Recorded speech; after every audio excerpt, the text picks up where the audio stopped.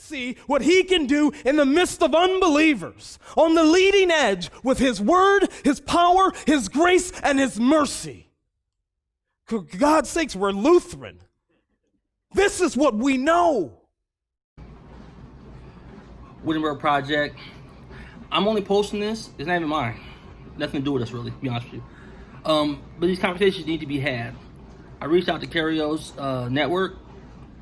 I didn't hear back, but these type of conversations need to be heard on a broad level. Not saying I have the best platform, but I go to their YouTube channel and I don't really see constant updates and things of that nature. And things are hard to find on Facebook. Anyhow, an interview with President Nunes about everything going on in regards to racial issues, the protests and things of that nature. A president of a Lutheran college, Concordia, New York. Here you go. I am so glad that you took the opportunity to join us here on our discussion on confronting injustice and racism. My name is Pastor Matt Peoples. I am a pastor of a local congregation, also the founder director of the Kairos Network and host of Life a Church Planter. And in this webinar series, we've been trying to address a lot of the issues that have been coming up lately that churches and pastors have had to deal with. And when everything started coming out I don't want to say coming out as if it wasn't there, but there's been a real burden around the issues of injustice and racism that we have seen lately. And I think as a church leader, I feel a burden to say, how do we talk about this well with our congregation? How do we address these issues so the church isn't silent at a time when the church is critically needed? And that's why I'm so glad that I have Dr. John Nunes on speed dial. How are you doing, John? I'm doing great, thanks. Great to be here with you today, Matt. Thanks. I'm just so excited to have this conversation with you today because you have opened my eyes more than I think anybody else to how we look at issues of injustice and racism from a Christ-centered, scripture-centered perspective. And you have opened my eyes to things I was completely unaware of. But when you open up the scriptures, you have me understanding on a deeper level what the gospel means, especially when I'm addressing these issues of injustice and racism. So, when I was thinking, who could I ask the hard questions? who could I have this really difficult conversation with? You were the first person that came to mind. So thank you so much for being willing to have this conversation with us today. Well, thank you, Matt. And I really am impressed with the work of the Kairos Network, even in daring to tackle a really tough topic, and for stepping out there in faith and bringing people together, convening people so that we can grapple with this, as you say, through this Christ-centered lens. Well, and I tell you what, I think grapple is really the right word for it, because we've done a bunch of webinars. This is probably the webinar that we've put the most preparation into, because it's just that important. And, John, in our conversations back and forth, I think we landed on a really great format for today, because as somebody wrestling with these issues myself, I think the best place to start is to just be able to listen. So in this webinar, what we're going to do is we're going to have some time just to listen to John talk about these issues that he spent a lifetime walking through and sharing with the church. And then we're going to have opportunities for Q&A and chat. So let me tell you how that works. If you're watching on Facebook right now, we have a link, so you can't send in Q&A. We'll try to deal with comments later. But if you want to send in a question, you got to get on the Zoom call or on the webinar, send it into the Q&A. So if you send your questions into the Q&A, we'll be able to see those. And then if you have chat stuff, we're going to put any links we're talking about in the chat. But if you have a question you want addressed, throw it in the Q&A. We might not have time for all the questions, but we will do our best to address them. And so that's kind of how the format will work. And then, of course, remember, we're all trying to figure this out. So be respectful of those that are on the webinar with you. And if you're not sure, just ask the question. And if it's out of bounds, we just won't address it if that's fair. But I think you're going to find that this is going to be a really unfiltered and honest conversation. So, John, if you would, please just take it away. Yeah, thank you so much, Matt. I'm going to go to screen share now. And of course, we're all learning how to work all of these various functions. So just be patient with me, please. And I really do appreciate the opportunity to do a deep dive. Appreciate the opportunity to zoom out here on Zoom and to get some content. I'm going to go very fast through this content at first, and then hopefully after about 30 minutes, we can slow down a bit and unpack some of the content in terms of questions. So I want to start with a little bit of my own personal story and how I sort of became aware of some of these questions and these issues and these challenges. So I was born in Montego Bay, Jamaica on January 14th, 1963. And that, by the way, was the same day that in the United States of America on January 14th, 1963, there was a new governor in the state of Alabama, and he was being inaugurated. His name is George Wallace. And during his inauguration address, he said, segregation now, segregation tomorrow, segregation forever. That's just an interesting historical coincidence. George Wallace, of course, was the governor of Alabama, where my wife was born, in Selma, Alabama, which in many ways is the cradle of the civil rights movement. I moved then to Canada from Jamaica, from Jamaica, where it's nice and warm, to Canada, where it's not so nice and warm. And that's where we became Lutheran. And we went to a Lutheran church in Canada, in Hamilton, Ontario, Canada. And then at 18 years old, in 1981, I went to Concordia College in Ann Arbor, Michigan. My second day on campus, the registrar for the school handed me a census form that I had to fill out. And under the ethnicity category, it had the following places where I could check the box. The first was Black. So my father is Afro-Jamaican, very Black, very proud, Marcus Garvey. So I checked that box. The next category was White. My mother is Scottish, Highland, see-through white. I mean, very white. And so I checked that box because you got to be what your mother is, right? You come from your mother, so you must be what she is. So I checked that box. The next category was Spanish surname. So our last name is Nunes, which is actually a Portuguese name. Portugal, Spain, they border each other. And Spanish surname was the term at the time that was used to describe Hispanics. By the way, think about this. Nobody is a Hispanic until they move to the United States of America. Before that, you're Peruvian or Mexican or whatever it is that you are. Then you come here and you get like lumped into this big category called Hispanic. But nonetheless, we've actually have no idea how we got this name.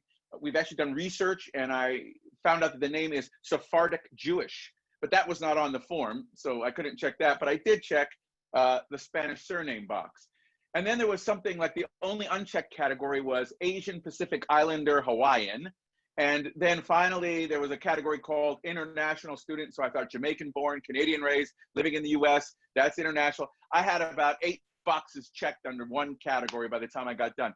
The next day, the registrar came up to me, he had his bow tie tied, obviously far too tight. And he said, there's no way you can be all of this. He says, he had an apoplectic fit. He said, you're skewing my data. Can you please just be one thing?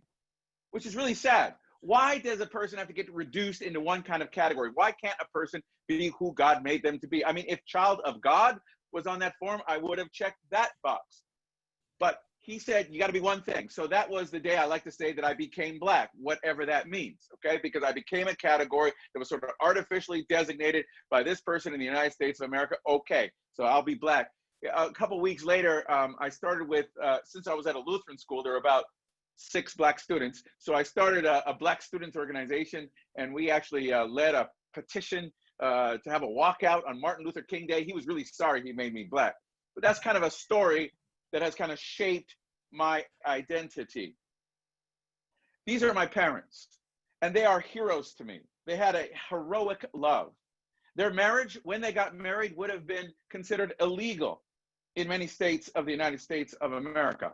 My father died 6 days before I became president of Concordia College, New York. But what an impossible blessing they were to me. My mother is now 75 years old and living still in Canada. And they defied these kind of racial categories because they believed that there was one thing, one race, and it was called human. And obviously there was, because they actually could mate together. I was born 9 months after they were married, and they're sticking to that story. But they're not of different species. They're of the same species. The very fact that they can actually John, is proof that, please. I am so glad you said that, because, we've had a lot of hard questions that have been emailed in. And that was one of the questions. Somebody said, are we to our detriment creating all these categories? And, you know, aren't we all just human, child of God at the surface level? And I think your story addresses that very issue, is that, yes, it is a big deal what we're talking about, because we are at the very fundamental level children of God, and we're all human. Matt, thanks so much for that question. I really believe that race is a fiction. It's an artificial category. It does not exist theologically. It does not exist scientifically. There's more difference within so-called races than there are between so-called races. Race is a fiction. However, racism is a fact, and it is a sin. And so it's one of the reasons we still need to talk about it. Sometimes people say, just to your point, Matt, they say, you know, why do we have to talk about it so much? If we stop talking about it, maybe it would just go away. That is the same thing as saying, if we stop talking about, I don't know, pick something, substitute something, if we stop talking about cancer, if we stop talking about opioid addiction, if we stop talking about any other societal problem, that's not going to make it go away. Racism is a reality, and I believe it's a sin. How is it a sin?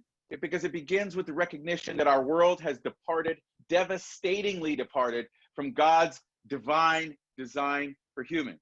And so the relationships that we have tend not to be right between us and our Creator, between us and the creation itself. We see that showing up in environmental issues that we have, between us and our own selves. I mean, some of us really struggle with our own selves. There is actually another category of racism called internalized racism, which I believe is one of the contributors to so-called black on black crime. And I'd like to talk about that maybe at some future point, or someone may want to ask about that. And then finally— Well, I think somebody already has asked about that one, John. So I'm glad that you're going to bring that up. Of course. That's one of the go-tos whenever anything happens to black people. People say, well, what about black on black crime? And so you want to talk about it now, Matt, or you want to bring it up later? You know, you know more than me how much time that one needs. So okay, we may have to say later, but we know, hey, we're going to address that one. Okay, so, we'll park that for now. So the sin of racism leads to all sorts of, so if you think about internalized racism, maybe I'll deal with it a little bit now. So internalized racism is when a people or a group of people are hated and know they've been hated. And they've either been told explicitly or implicitly, which is as dangerous, been told implicitly that they're not as good, that they won't make it, that they are destined to be, the wretched of the earth, to quote a book written by Frantz Fanon, or to be thugs, or to assume certain roles. And self-fulfilling prophecy begins to happen. In other words, the way you treat people often is the way they then begin to act. And I believe that one of the contributors to so-called black on black crime is the internalization of feelings of self-hatred. It's really interesting though, Matt, because 85% of white people who get murdered in the United States of America get murdered by other white people. And I never hear anybody say white on white crime. So that's just kind of interesting to me. Another thing about this is that it presumes that black people living in black communities don't care about black on black crime. Now, I can't speak for all black people. Nobody can speak for all of any kind of people. But think about this. There are block clubs and associations and churches and all kinds of community groups that are working to fight this kind of scourge of black on black crime. But I think to go to black on black crime immediately after something bad happens to a black person is a dishonest approach. So yeah, I think, it sounds to me, John, like a question that's used to now I know in the intent it was written, it was definitely a serious question, but I think sometimes it's a go-to question if we want to dodge the deeper issue. Yeah, I mean, so I think Black Lives Matter means that Black lives in the womb matter. But to be pro-life means to be more than just anti-abortion. It means to pay attention to life everywhere. Remember, so-called black on black crime is an American problem. It's not just like a black people's problem over there. These people who are killing each other are African Americans living in the United States of America, where policing is already problematic or negligible in some cases, or You know, the old adage used to be in some communities, if you want to get the police to come quickly in a black community, do something to a white person. Many people say that white people are actually safer in black communities than black people are in black communities. But that's I want to just stick at a high level if I could for now, Matthew. So what is this thing about sin? Sin means to be in a Christian understanding. It comes from St. Augustine, to be radically turned in on oneself, to be incur se ipsum. So to be turned in on your own tribe, on your own people. And tribalism, I guess, is a good thing when you're on the Serengeti plain and you're trying to fend off like saber-toothed tigers and trying to figure out who is in your tribe and who is a threat and who is, but it doesn't work well in a pluralistic society, which is where we find ourselves in the United States of America. So where do we start? Of course, we start with our hope, who is Jesus Christ, the hope for all humanity, the one who gave his life to die for us and to die for all humans because God so loved the world. And so that's where we start. We don't start with kind of false premises. And oftentimes, I think there are false premises we go to. And we see this showing up sometimes in some movements that believe they can create a different kind of society. So I'll just get a bit more theological here. St. Augustine is someone I like to talk about. And he said that there's basically two major and regrettably common mistakes that we make when we face challenges, like the challenges that we face around pluralism or immigration or diversity, or all these things that we face and challenge us. He says the first mistake is what he calls the lure of utopianism. And this is a mistake of thinking that we can produce a human society that will solve all of our problems and bring about the kingdom of God on earth. And according to Timothy George, this was the basic error of both Marxism and 19th century liberalism. And the other error, equally disastrous, is cynicism. And this creeps up on us as we see an ever-present evil. In fact, I was with someone not long ago, and he said, as we watch these days the collapse of Western civilization, I think that's an overstatement, and it's a sign of cynicism. And we withdraw into our own self-contained circle of contentment, which can just as well be a pious holy huddle as a secular skeptics club. So I think we have to avoid both extremes, both a utopianism, we cannot create heaven on earth, and a cynicism on the other hand, which just says, let's just withdraw. And actually there's a book out called The Benedict Option, and let's just go back into our own circle and forget about the world. This is my son, John Jr. He's an athlete, was a Division I college athlete. And this is his wife, Sarah. She's the daughter of two Lutheran elementary school teachers. And this is their son, John III. I like that, John Arthur Nunes III. And so I'd like you to read, if you have a few moments at some point, to go to either my Facebook page or Sarah's Facebook page. And she posted something on June 4th about her experience and about what she has seen being married to my son. And I think you might find it very interesting. I have certain privileges that my son does not have.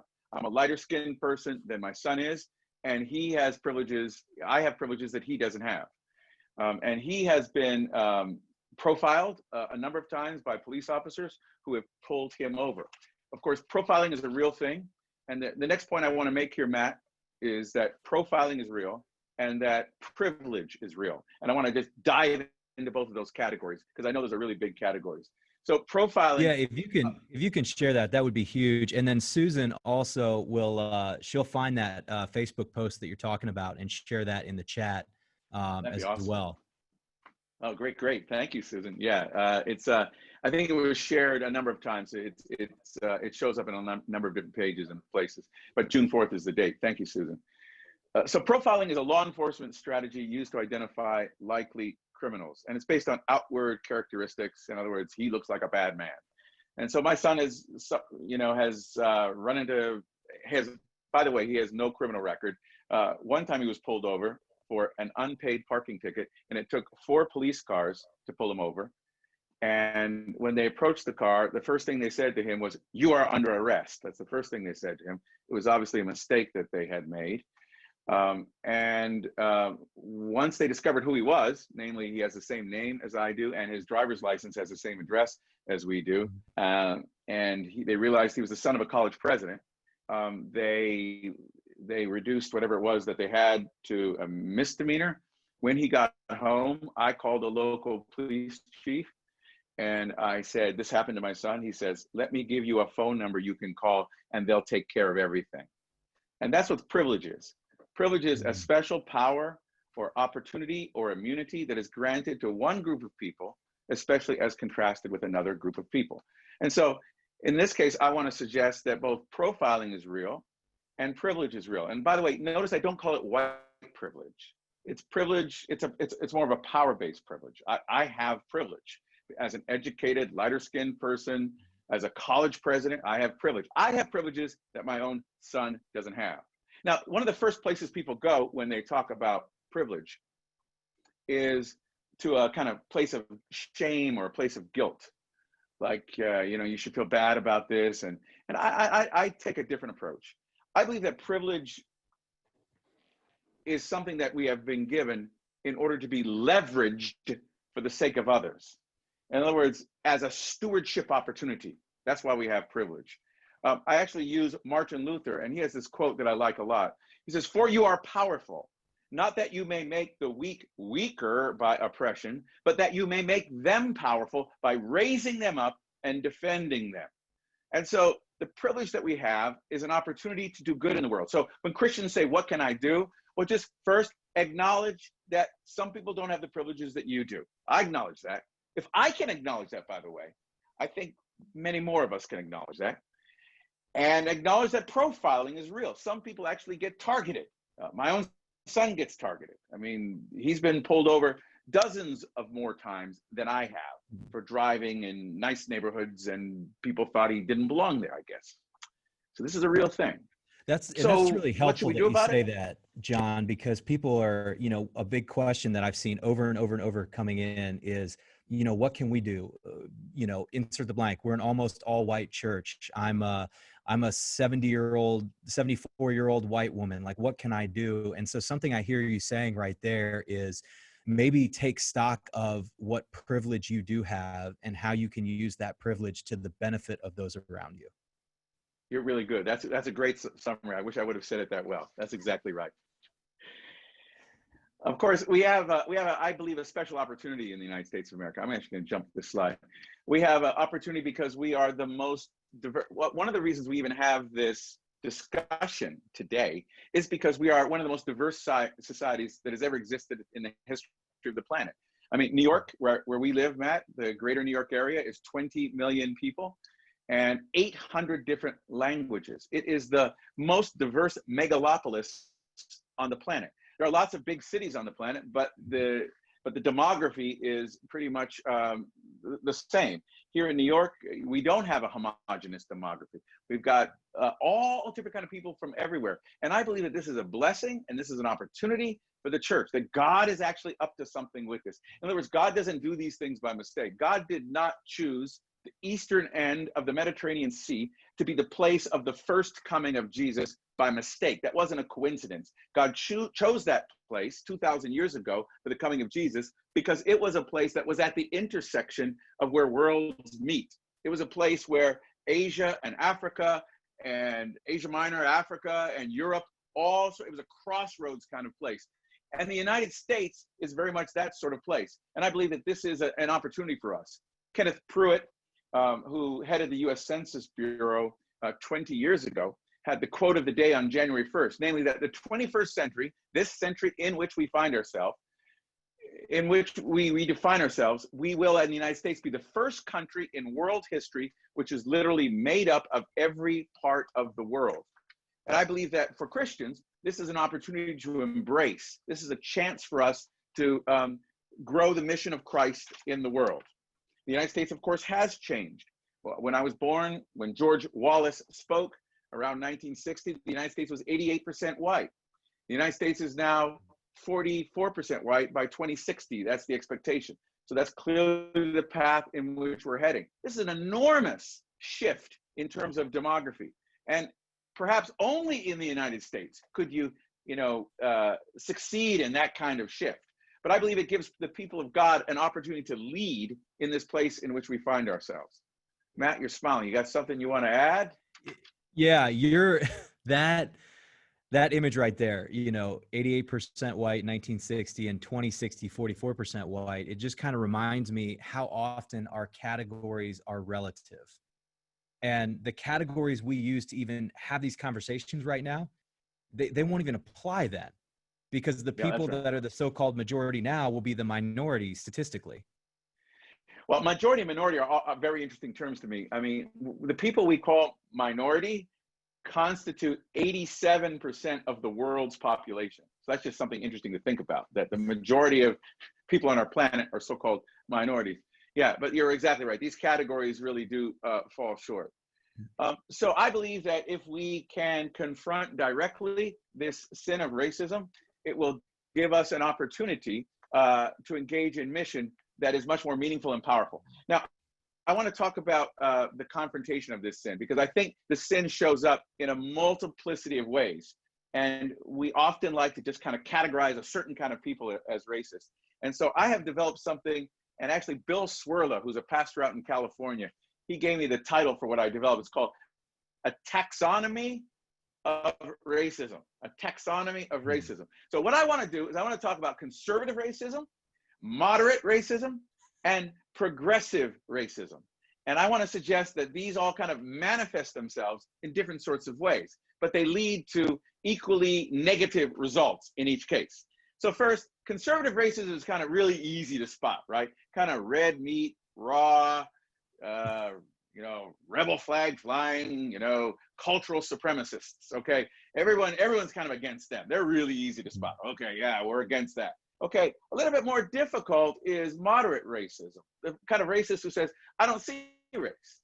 And I want to suggest that that is its own kind of racism. And I'm going to get to that, explaining it in a moment. And then there is also progressive or so-called liberal racism. And that shows up as the soft bigotry of low expectations, to quote Michael Gerson. And he was a speechwriter for George Bush, and George Bush actually used this phrase. And so as an educator, I want to make sure that we keep our standards and our expectations high for all people. I mean, we can't take it as an excuse. Well, these people, they just come from this community, so they're just doing the best that they can do. That is a kind of racism. It's kind of paternalism that leads also to a negative result. Conservative racists, please. I think too, while you're on this slide, something interesting also to think about is, I think sometimes we even put those categories in, well, the progressive or the moderate, we'll be able to reach them with the gospel and maybe they can change, but the conservative racist is never going to change. And I think I'm reminded of going to my mentor's church plant, Greg Burst, down in Hot Springs, Arkansas. And there was a guy at his church. He had a huge tattoo on his back calf of like a monster, and the whole inside mouth was black. And so we were asking him about it, and he said, well, I had this huge swastika on the back of my calf when I was in jail. And he was actually the leader of the Aryan Nation in jail, and came to Christ and couldn't have the tattoo removed, so he had it covered up. And now this guy who would fall beyond the conservative spectrum of racism is now so changed by the gospel. He's in a small group Bible study and brothers in Christ with a black man, and they study the Bible together. Praise God. The conservative is, in some ways, might know he's a racist much more than a moderate or progressive would. And of course, acknowledgement of sin is the first step on the way to the amendment of a sinful life. So you're right, there might be a better chance there. But when we bring up topics of racism, a conservative racist will say, Jan, do we have to talk about this again? If we stop talking about it, maybe it'll just go away. Okay, why do we have to talk about this all the time? A moderate will say, racism is primarily an individual act or attitude. So if I haven't committed that act or attitude, then I'm not guilty of any racism because I haven't done anything. Okay, so I think it misses what Jesus talks about, where he talks about sin as more than just an individual action. Jesus talks about sin in thought, word, and deed. And Jesus talks about sin also in terms of systems or structures of sin. So a progressive only sees racism, or primarily sees racism, as embedded in systems and in structures. A conservative will tend to dismiss the other and not even take the time to listen. by the way, I do think that what we have now in the United States of America is a listening moment. And what I pray is that we don't squander this moment, because people are really, their hearts are really open to hear and to learn and to try to figure out how we can deal with this. So this is a listening moment, and we ought not just dismiss one another during this time. A moderate will say, well, you know, I can tolerate them, you know, kind of with an eye roll, but you know, okay, they're here, but I can tolerate them. And progressive racism tends to fetishize the other. Now that's kind of an interesting word. It's an irrational exuberance for the other. It's like, you know, I just love those people because of the way they sing and the way they dance and their accents. They have such beautiful accents. You almost make the other into an idol. So that's kind of a kind of progressive racism. So this is what I want to suggest as a kind of taxonomy of racism, something for us just to think about as a category. John Hope Franklin, as you probably know, was the most preeminent African-American historian who probably has ever lived in the United States of America. And he tells a story that I want to use to illustrate the point about people who say, I don't see race. Okay, he tells a story when he was 15 years old. And he was an Eagle Scout, Boy Scout in Tulsa, Oklahoma, which is where he's from. And he was helping a white lady who was blind to cross the street. He saw her and he wanted to do his good deed of the day.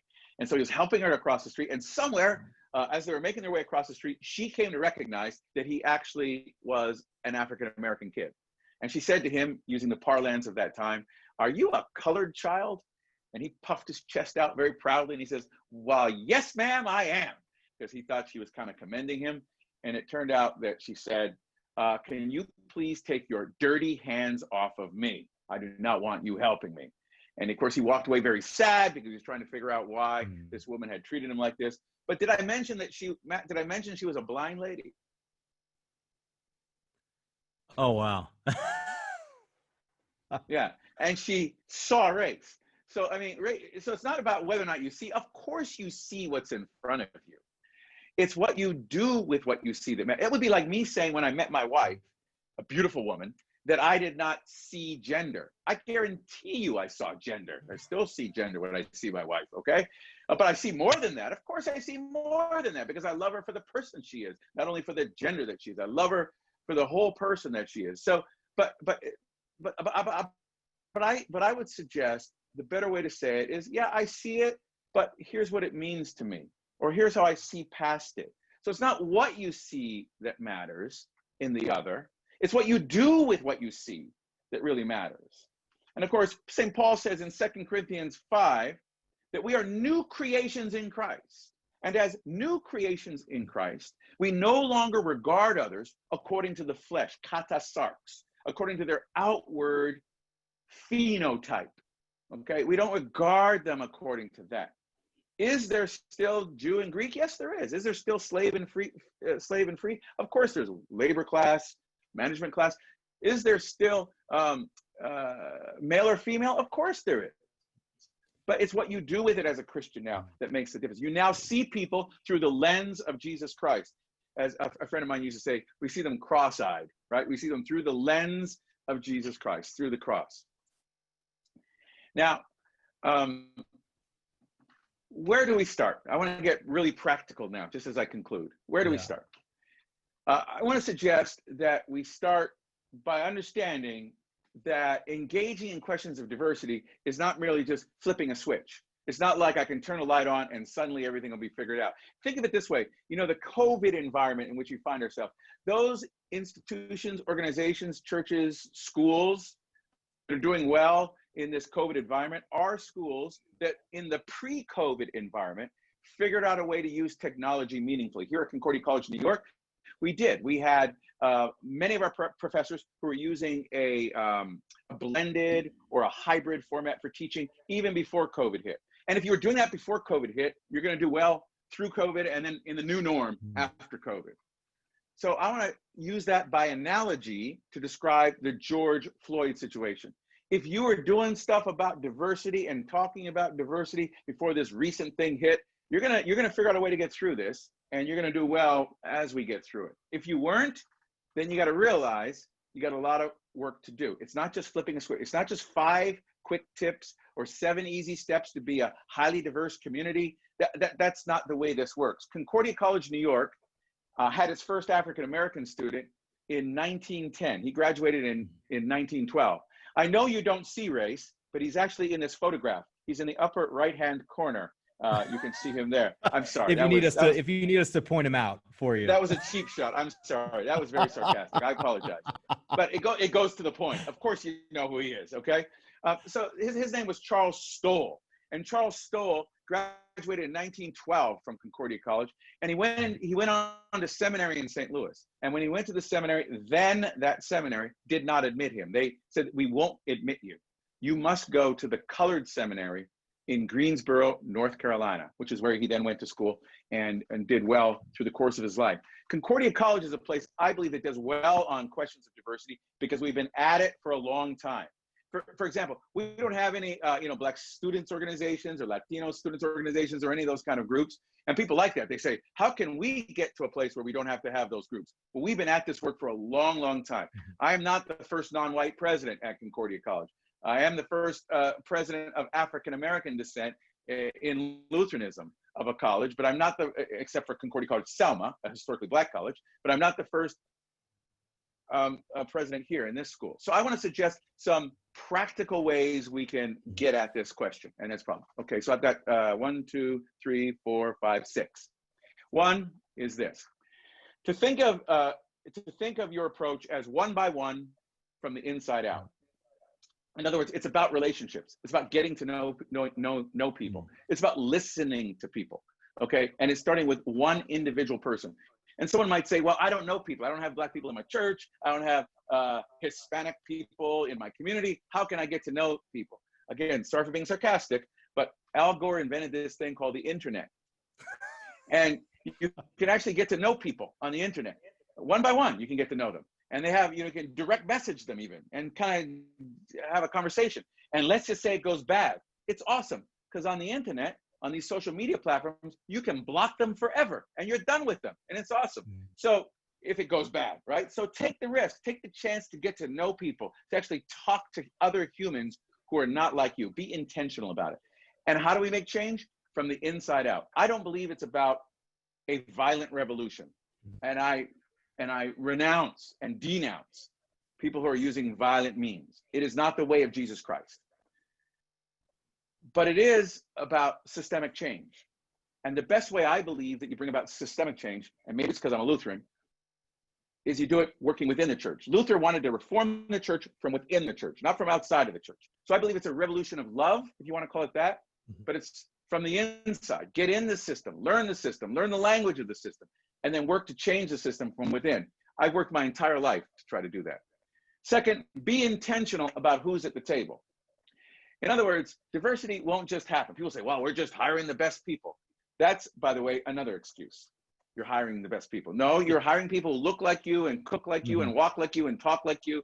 And it's not a coincidence that they're all like you or they're all like me or they're all like whatever group there is. You have to be intentional about diversity or it won't just happen. So I don't believe in quotas, by the way. I think quotas actually are mathematical formulas that are counterproductive, both to the person who gets tokenized and gets put at the table and to the resentment that is created to those who are already at the table. Well, we know the only reason he's here is because he's the token guy here. So it doesn't happen with quotas, but it doesn't happen without intentionality. You have to be intentional about this. You have to take a look around and say, hey, who's not here, whose voice needs to be here? One of the quotes I like is, if you're not at the table, then you're on the menu. Oh. Another quote I like is this: nothing about them without them. So if you want to design a program for somebody, they have to be there at the table as a part of the design. So be intentional about who is at the table. Number three, I begin my courses with my students I still teach because I think that presidents ought to be involved, administrators ought to be involved in the day-to-day activities of the institution. And I begin by asking them to tap themselves on the shoulders 6 times. So 1, 2, 3, you can do this at home, 4, 5, 6. What, Matt? 3, 4, 5, 6. And repeat after me. I don't know everything. I don't know everything. That's it. That's it. That's exactly it. So in other words, I have to be listening in order to learn. I do that with my students because oftentimes, maybe you've never met a 19 or 20-year-old, but sometimes they really think they know it all. Because as Alexander Pope, the poet, says, a little learning is a dangerous thing. Drink deeply or touch not the Pyrenean spring. For shallow draughts, knowing a little bit, intoxicates the brain. And drinking largely sobers us again. So it's around humility, intellectual humility in dealing with people who are not like us. As you said, Matt, you might meet somebody who gets dismissed or excused as being just a redneck. Let me just throw that term out there, who turns out to be a different kind of person than you ever imagined. That's happened to me on any number of times. But you got to give them, you got to know that you don't know everything and you don't know their history and you don't know their story. So it takes time with people. Consider betraying your tribe. And what I mean by that is we all know that when we're around, kind of our own people, stuff gets said that is not true. And we just kind of let it go. We don't challenge it. Mm-hmm. That happens in every group. I go to a barbershop and stuff I hear in that barbershop, many white people would not like it, okay? Because they feel it's a safe place that they could talk. But every now and then I'll challenge. I say, you know what? That's not true, man. That's not true. You got to betray your tribe sometimes because you belong to a more transcendent tribe than just your local tribe that looks like you and cooks like you and walks like you and talks like you. You belong to another tribe. It's an eternal tribe. It's a heavenly tribe. So betray this earthly tribe for the sake of transcendent truth. To your point, John, if maybe somebody's like, oh, that kind of rubs me the wrong way, Book of Acts, Paul does this with Peter. Because Peter's acting one way when the Gentiles are in the room and a completely different way when the Jews come in, and Paul calls him out on it. And so I think, you've got a scriptural reference for why that considering betraying your tribe is such an important point. Thank you, Peoples the Bible Man. Thank you so much, sir. Excellent. And then finally, convene conversations. No, fifth, convene conversations, which is exactly what you're doing here, Matt. Bring people together. I was on a call earlier today with the Lutheran Church Extension Fund, and I really credit the CEO, President and CEO, Bart Day, because he's convened a conversation of all of his staff, and a whole 100 showed up, and we're having really hard conversations around difficult topics. Bring people together. We here at the college have something once a year we call Dialogues on the Quad, where we do exactly this. We go right to the heart of difficult conversations. But convene a conversation and have people there from a variety of perspectives, and make sure that the conversation is respectful and it's civil and it doesn't engage in ad hominem or straw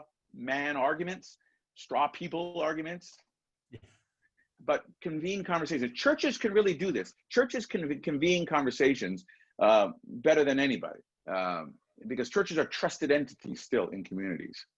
And then finally, do something with food. Food is phenomenal. Learn other people's food. That's a great place to start. And by the way, you can pray because we give thanks for this food. We can pray, right? So you start with prayer, and you can have lots of laughter over food, and you can bring people. Food is multi-generational. People of every age and every stage of life like food. So consider food as another way to get at this issue and question and problem. Okay, I think I'm going to stop there, Matt, and let's go to the dialogue. I'm sorry for going so long. I've got so much I want to share. This is phenomenal. I've been waiting like 30 years for this. I've been waiting 30 years for this. I've been talking about this for a long time, so I really appreciate us having this conversation. This is huge. I'll have Susan kill the screen share for us, and we'll just start dialoguing here because we've had a ton of questions come in. Some you've kind of hit, but we can even just address the question specifically. And some that are going to overlap. So maybe you've asked a question here. It might overlap with somebody else's question. So just kind of be aware of that as we're digging in. But I want to start with this one. Paul asks, how does the church add to the division of the human race? Oh, what a great question. What a fabulous question. Which also ties into another question. John, while you're thinking about this one, somebody said, what do we say to those evangelical churches that say the races shouldn't mix? Yeah, well, yeah. All right, so let's deal with the first one first. So I think churches add to division by making temporary things penultimate things, secondary things, into permanent things, into ultimate things, by not carefully spending time to figure out what is theological here, what is biblical here, and what is cultural, and what is just kind of who we are and what our people like and what I like. I, for example, think that at every church, you ought to be singing songs that you don't like. So if you're only singing songs that you like, what is that about? I mean, the church should be Catholic. The church should be universal. The church should be understanding that, you know, it's not just about us and our time and our place, but it's God's people of all times and all places. And we ought to be singing a variety of songs. And I think music is one of the ways that we can easily show that the church is just kind of pandering in many cases to what people like and are comfortable with, and not challenging people in their own kind of faith development. You know, John, I'm glad you brought that up, because I experienced this at the last Exponential conference. For those of you that aren't familiar, Exponential is like a huge church planting conference. And in past years, they've had a diverse crowd, but when you were listening to music from the stage, it was very one generational, and almost stylistically very one style. This year, they blew the doors off. We went from a Hillsong tune to an African spiritual, and anything and everything in between. And it was amazing, because what I noticed in that room was, by having that diversity of music, as small as that may sound to some people, it brought more people together. You could hear people singing out that would have never sung out. It stretched you in your understanding, even if it was just to remember that, hey, the church is bigger than my little world and my little bubble, just through the music that we selected. You know, the great command, love your neighbor. Well, how can you love your neighbor and you not like his music? Or hate his music? I mean, so you're exactly right. So I think we all ought to sing songs that we maybe are not immediately comfortable with, and learn a variety of traditions. So that's one of the ways, anyway. And it goes to the question of theology and culture. The second part of the question was, what was the second part? How? Yeah, what do you say to the evangelical churches that well, you say, maybe try to pop easy. up that false idea that the races shouldn't mix, or let's just say that's one. What do you say to the churches that are trying to use their theology to prop up things that shouldn't be propped up? So convene a conversation. That's what I say. Convene a conversation. Hear where they're coming from. I mean, it obviously starts with listening, but then it starts with listening and then pivoting. So you don't just end with listening. You listen, and then you pivot. But you got to begin where they are. I mean, it depends on what you want to do to them. If you want to condemn them, or if you want to, convert them to like truth. Mm-hmm. So are there still churches that say that explicitly?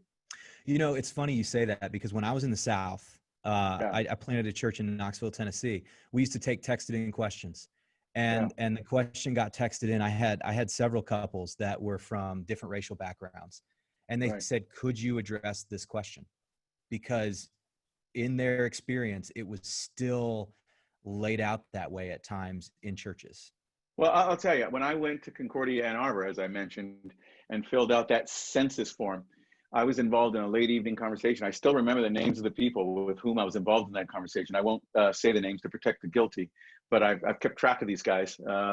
And they had a long conversation with me, and they said, I'm not going to say that your parents' marriage was a sin, but they did kind of violate the fourth commandment by not honoring the legacy of their own fathers and mothers and their own people groups. So I think that attitude does show up in many ways, not only in the evangelical churches, but maybe even in some of our own churches. So how do you change anybody? I mean, law and gospel. I mean, I don't think there's any quick tricks. I think it's around preaching, it's around the word of God, and the Holy Spirit finally brings the change. Which brings up a really great question for me, because if you're going to have hard conversations, you're going to step on toes. Like, I'm hearing that question that was presented to you.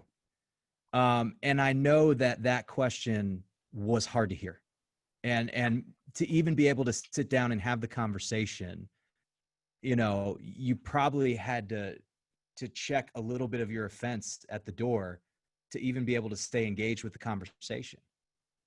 So how do we do that well? How do we sit down and be willing to have a conversation and work past the offense or the accidental offense of the conversations that will come? That is a fabulous question, Matt. So we know that the patience of God is our salvation.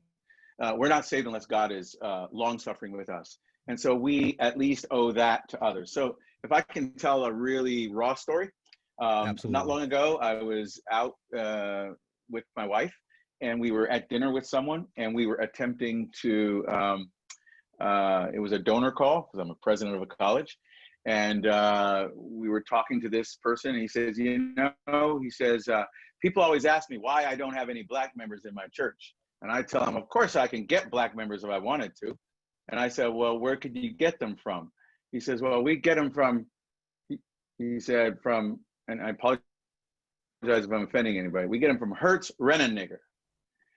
And when he said that, my wife drove her heel, if you know Monique, you know what I'm talking about, drove her heel into my shin and said, like, say something, do something. And I chose not to. I chose not to respond.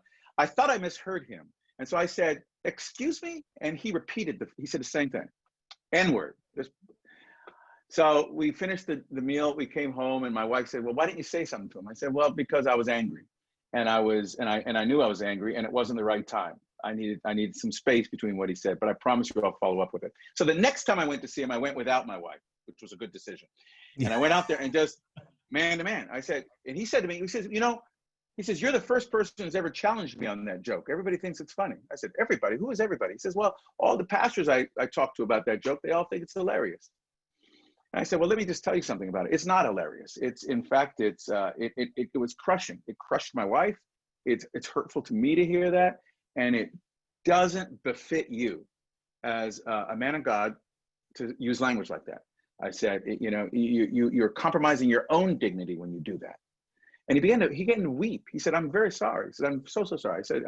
I said, you're forgiven, but you just got to know that. So I think in our culture, we live in a call out culture, right?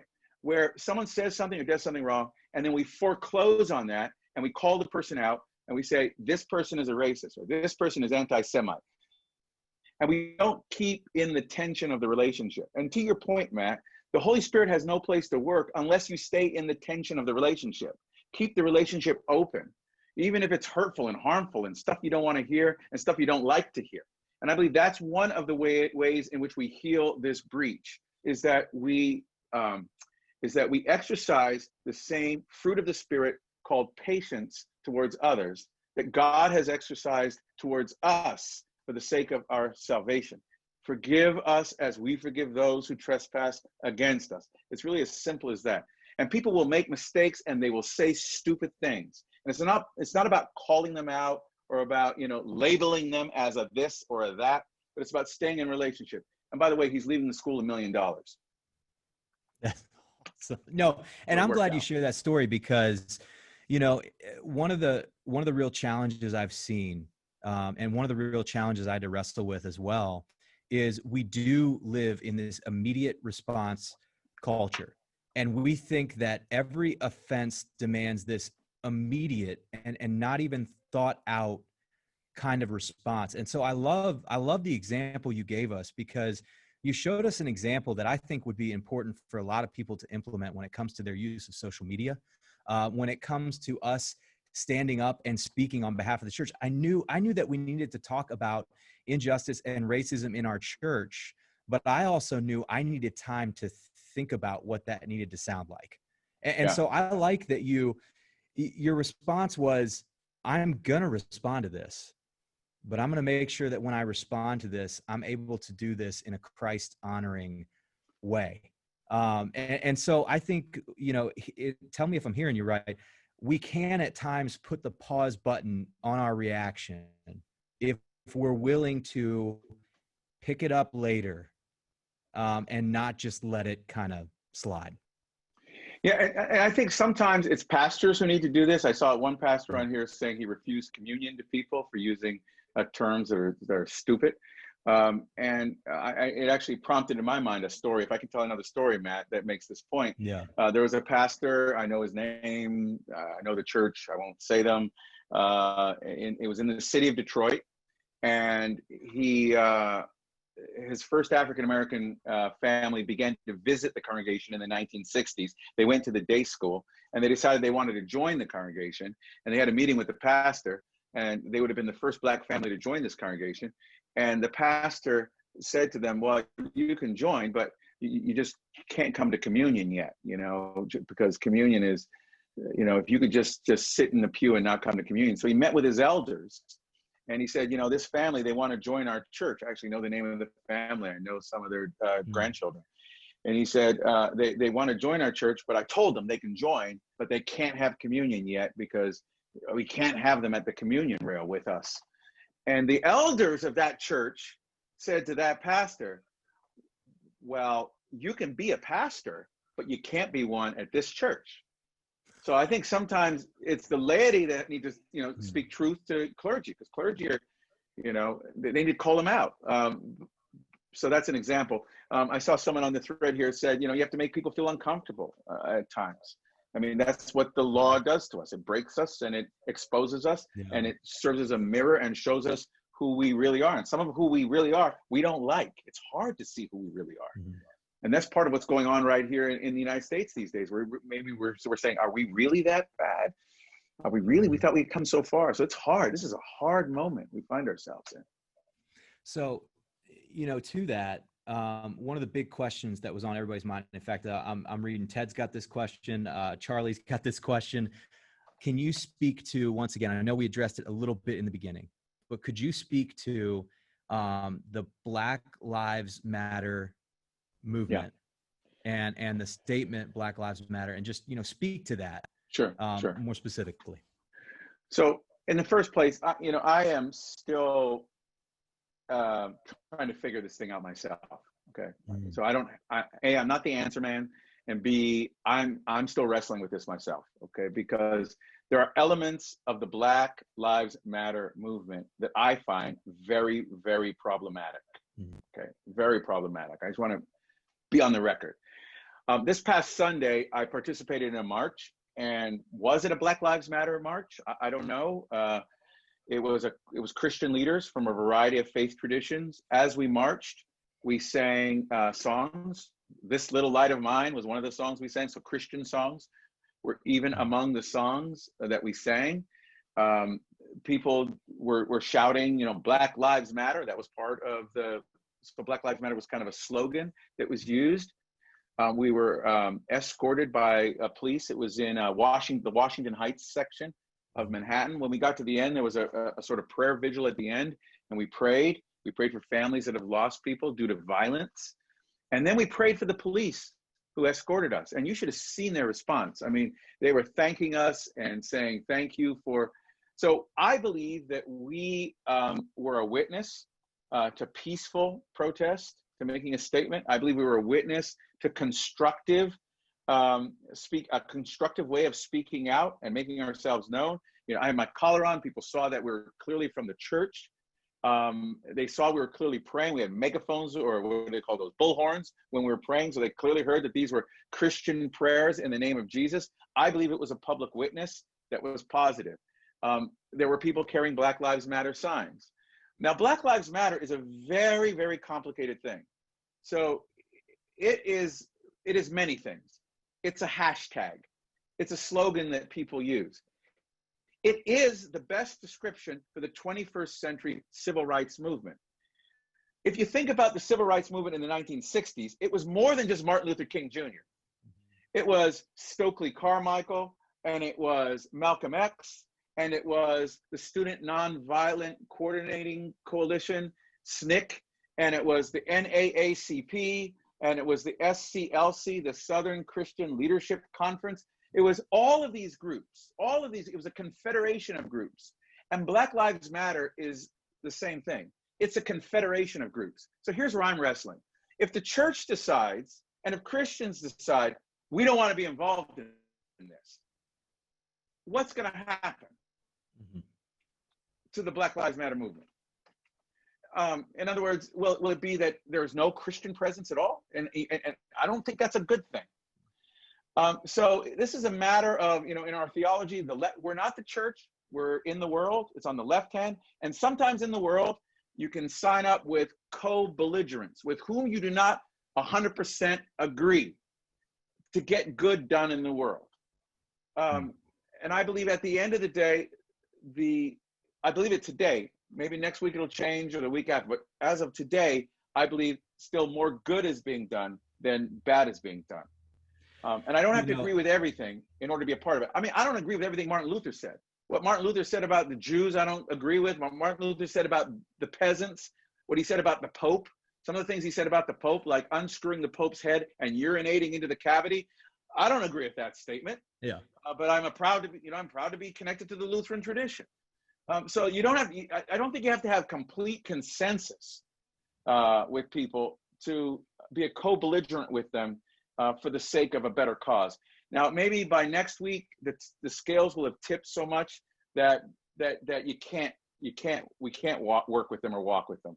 But as of today, I think it's still a good thing. Well, and I think it's helpful that you put it in that category.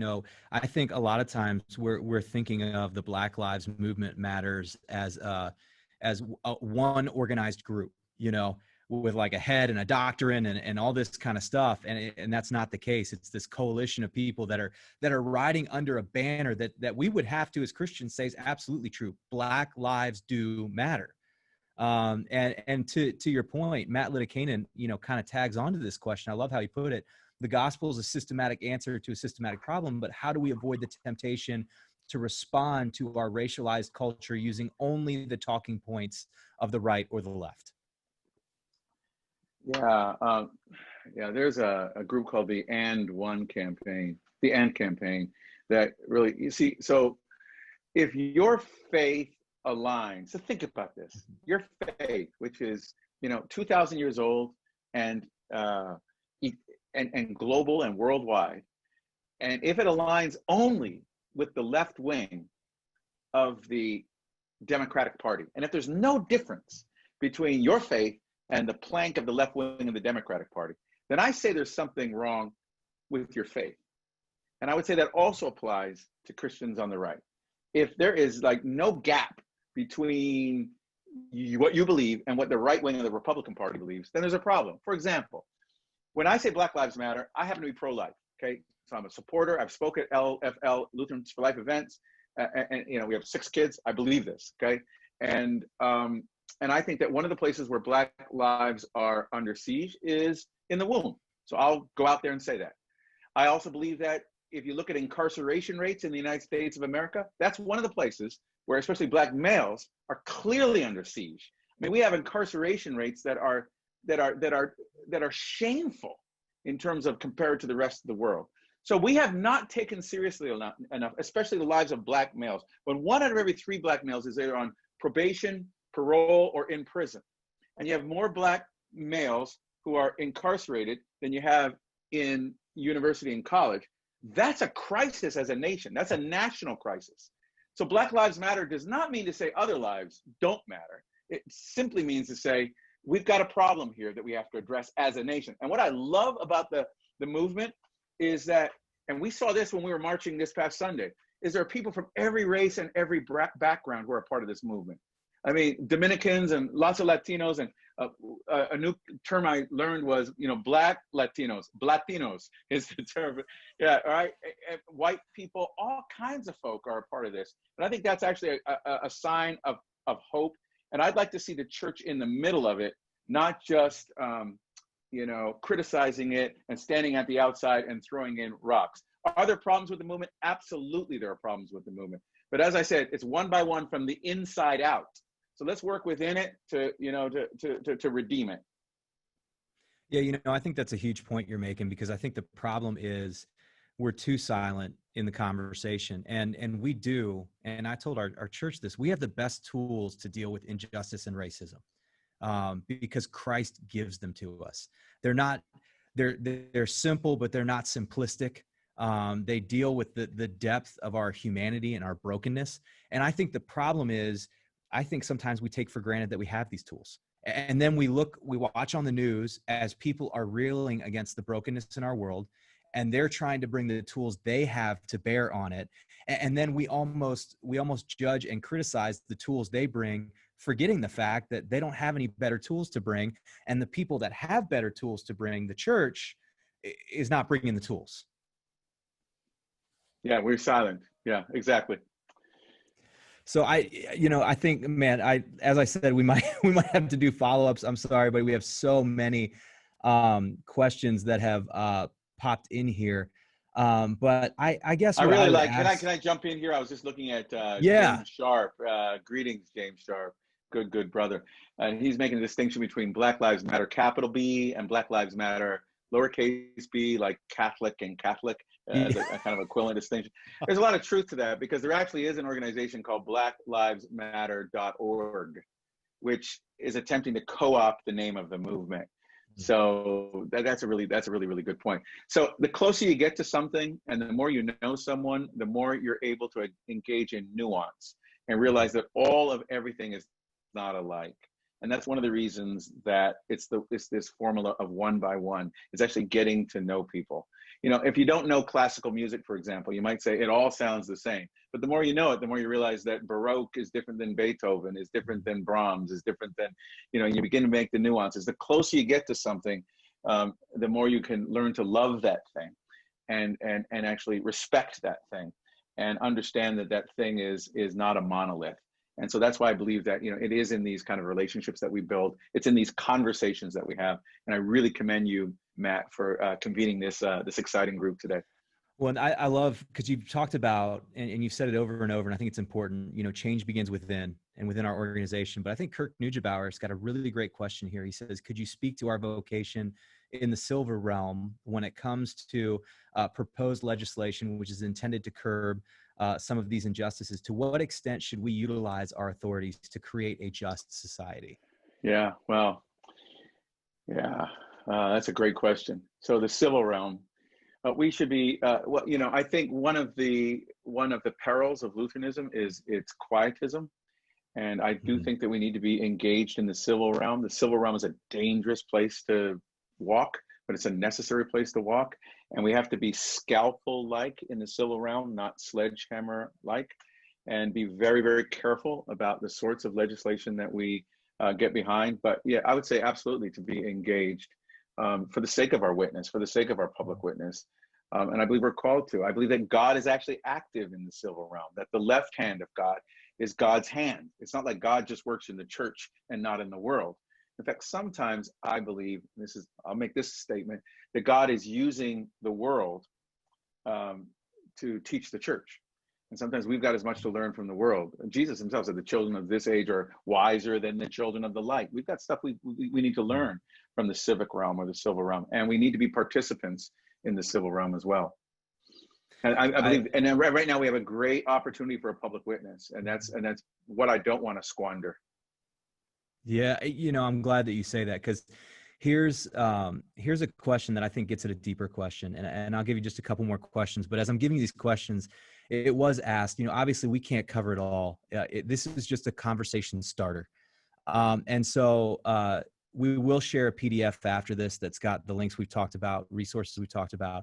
But I know it was asked, you know, what resources could we be looking at to better understand these issues from a Christ-centered perspective, or to better understand where the culture may sit with these issues. So if there's any resources you would recommend, you can think about that. We'll end on that one when we ask it. But I love Janelle Davis's question here, because I think it also goes to the broader question of maybe why we're sometimes too quiet, whether it be as Christians or as just individuals of a different race. But Janelle says, how do we respond to hurting people who bring up the racist history of the LCMS? And I think you could underline LCMS and exchange it with the white race, the Christian church, you know, how do we respond to hurting people who bring up the dark parts of our history? Yeah, I mean, I think we respond to people with the same sort of compassion that we would respond to any kind of people who are hurting. The word compassion is a great word. It means to feel viscerally at the deepest level. And empathy is really a pathway for us through this. And people, think about, and to let people know that they're being heard and they're being listened to and they're being cared for. Bill Clinton once made an interesting statement. Of course, I disagree with lots of things that Bill Clinton said, but he was right on this one. Bill Clinton said once, a reporter, as reporters are prone to do, asked Bill Clinton a really stupid question. Bill, President Clinton, we've noticed that you're polling really well among, minorities. And what is it that they like about you? Is it that, you play the saxophone? What is it, Bill Clinton, that they like about you? And President Clinton gave this answer. I think this is a really profound answer, and it's so simple. He said, Bill Clinton said, I found out something about Black people. He said, they like people who like them. So at the end of the day, people are really not that complicated. People know when they're being respected, and minorities, I'll tell you, have a radar, built-in radar, about who's treating them with respect or not. So one thing about you, Matt, and your family, you've always treated us with respect. We sat at the same table with you for a whole week at Camp Arcadia and got to know you, and it was respect. There was nothing between us. So I've always felt that way about you. But I've also not felt that way about a lot of folks, who I've met. And you could just tell right from the beginning that there's something about you that they find deeply troubling. Well, maybe it's just a function of my personality. Maybe it's not how I look. Doesn't matter. The thing is that people know when they're being taken seriously, when they're being respected, and when they're loved genuinely. So I believe if someone comes forward with some hurt, it doesn't hurt to acknowledge the hurt and say, yeah, this is real. I understand that you have struggled. The church has made many mistakes. I mean, the great thing about being Lutheran is that we don't believe the church is a perfect divine institution. It's both human and divine. So in as much as the church is human, it's made lots of mistakes. And we can actually concede that and not give up the gospel. So I don't think, I don't see that as a problem. I mean, what should we be reading as the last question? And I really do have to run here. I've got another event coming up. In the first thing, people always are, again, looking for the 5 quick tips, the 4 easy steps, the 7 highly effective habits. And I want to kind of disincline people from that because and take a long view approach. There is no magic bullet. There is no secret pill. There is no instantaneous solution. It's not like flipping the lights on. Okay, it's about just a commitment over time to people. Yes, read people like Alberto Garcia, who's someone with whom I've written. We've got this book called Wittenberg Meets the World, Reimagining the Reformation from the Margins. I think that might be a good read, but you might want to read Leo Sanchez, from St. Louis, has got some great stuff that he's been writing on this topic. There's a guy named Jamar Tisby. He's a Christian. He's written a book called The Color of Compromise. It's edgy, but I'd recommend Jamar Tisby. Read the 66 books that comprise your Holy Bible. That's a really good thing to read. You'll find lots of material in there that speak to this topic. But more than any of that, I think it's about talking to people. Read the human text, the people that you know. I'll tell you, I've been listening and learning a lot from my own children. We raised our children to believe that they would grow up into a kind of a post-racial society. I mean, all the signs were there. It seemed like things were getting better. We elected Barack Obama. It seemed like things were heading in a really kind of good direction. And our children are teaching us that there were many things we didn't prepare them for in this world that they are encountering. So, listen, we need to listen to 20-somethings and 30-somethings and listen to our children. I think they've got a lot of wisdom for us, and we don't lose anything by listening to those we love. Wow. John, thank you so much. We're going to let John, if he needs to, jump off this because he's been doing a lot of calls. If you want to connect with any of the resources we talked about or with John himself, we're going to send out a follow-up PDF. Thank you all for having the conversation. Of course, if you're like, hey, you guys talked about a lot of stuff, but you didn't address this, and this, let us know. And hopefully we'll just schedule a follow-up to continue the conversation. But John, thank you for taking the time. If you guys want to watch this or share it with your churches, we've been streaming it on Facebook Live. through the Kairos Network Facebook page. So you could share it directly to your church page from that if you want to share it with your people. We'll also send you an on-demand follow-up link. And you can use the same sign-up link you used in this to share the on-demand with other people, so you can share the conversation out. And I just want to thank you all for joining us. John, thank you for being willing to have this conversation with us and allowing us to Thank you, Matt. address this. Thanks for your leadership, Matt. Blessings. Thank you.